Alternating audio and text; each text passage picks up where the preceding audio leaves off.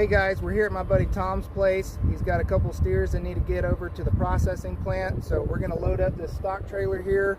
We're going to do the same thing we've done in some of the other videos where we record the amount of weight that we're hauling and we keep up with all the battery consumption and all that, so you get an idea of what something like this would take.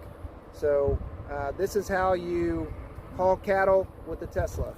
Alright guys, we're going to put the hitch on the Tesla. I have another video on my page where I show this process, so go ahead and check it out. Installing the hitch and receiver takes about 90 seconds and I swap the ball. The Tesla Model X has adjustable air suspension, so you can actually see the ball raise whenever I select a higher height for this particular tow. The Tesla has a 5,000 pound towing capacity and a 500 pound tongue weight limit. It's got a huge screen, and the backup camera on it really helps you line up the ball just right. That sound you heard was a parking brake on the rear wheels. It serves to keep the car still from drifting so you don't have to realign the ball. Once I lower the trailer onto the ball, the car senses the extra weight and unlevel condition, and the automatic air suspension re-levels it out. I'm crossing my chains and plugging in the electrical cord for the trailer for the lights and brakes. These two steers are Angus and weigh approximately 1,000 to 1,200 pounds apiece. My initial thoughts of pulling the stock trailer out of its resting position is it really doesn't feel that heavy. I can't feel any kind of jerking around or anything, which is a pretty normal thing whenever I'm pulling a trailer. The Tesla, amazingly, you don't feel anything back there whenever you're pulling it. So Tom has got the steers into a holding pen, so what we're going to do is we're going to back the trailer up into a squeeze type situation so that we could basically motion the animals into the back of the stock trailer and load them up. So we're going to divide them up with a divider in the trailer so that we can position the weight and limit the amount of tongue weight.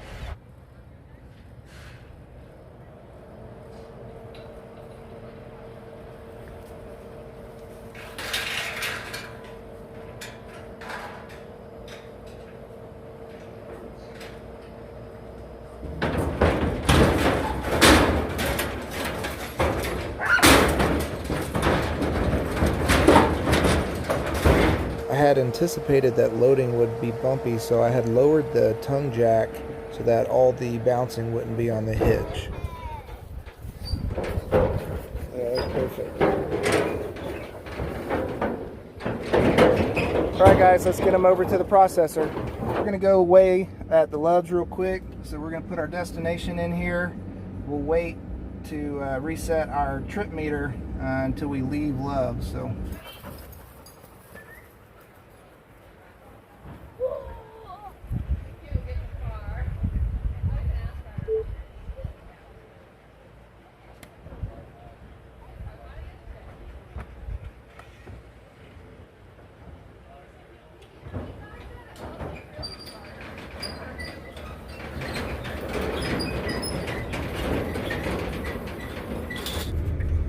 alright, so we're going to pull into the Loves here, weigh in at the scale. We'll go ahead and split the plates like we normally do. That way we can see what we've got on the trailer and what we've got on the car so we can calculate the tongue weight. Step out, that way we can negate our weight. Overall, the entire car with trailer weighs 10,440 pounds. So we subtracted the weight of the car, which is 5,420 pounds. We compared what was on the first plate to figure out what our tongue weight is. So our tongue weight is 420 pounds, which is under our 500 pound limit. And the trailer is 5,020 pounds, which is right at the limit. I'm not concerned with the 20 extra pounds. So let's go ahead and get these guys over to the processing plant. Where are we headed? Rendon Meats. Rendon Meats. Okay, so we're going to go ahead and reset our trips. So we're going to reset A,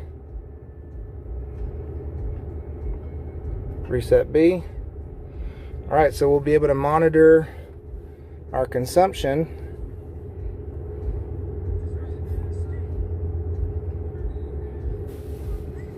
for the duration of the trip. So, alright, let's get going.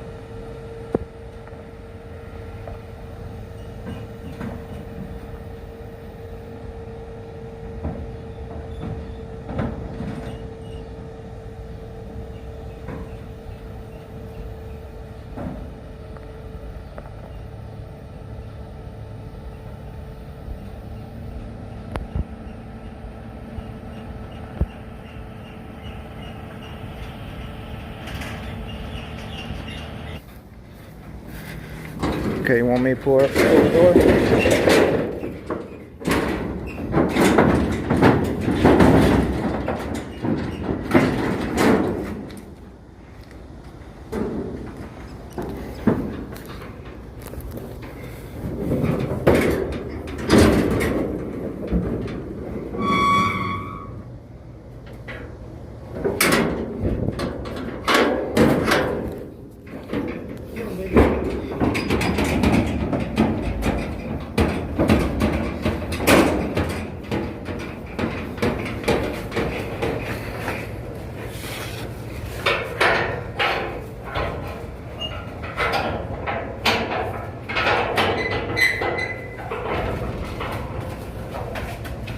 Alright guys, so we've got the 2 steers dropped off at the processing plant. Tom, what was your first impression of driving in the Tesla? What do you think? It's a real nice vehicle. Surprised me a lot. I had made a comment to him saying that I think it may pull this trailer with the cows in it better than my truck. And I have an F-150 with a 5.0 liter V8. It does well, this car. Yeah, I'm happy with the way it turned out. Not a lot of sway. I mean, we could feel the animals move around a little bit, but that's to be expected the way we had them loaded. That was my main concern with it, but it handled fine. All right, so it's time for our recap on our trip. We traveled 18.1 miles and we used 12.9 kilowatt hours of battery. So during the trip, we averaged 714 watt hours per mile. So what this means with our 90 kilowatt hour battery is with these conditions, we could go 126 miles. That means we could tow basically a 5,000 pound trailer. This one seems to be pretty aerodynamic compared to some of the stuff that we've towed in the past. All right, guys, thanks for watching. Let me know if there's anything you want to see in particular in the comments. We'll see you later.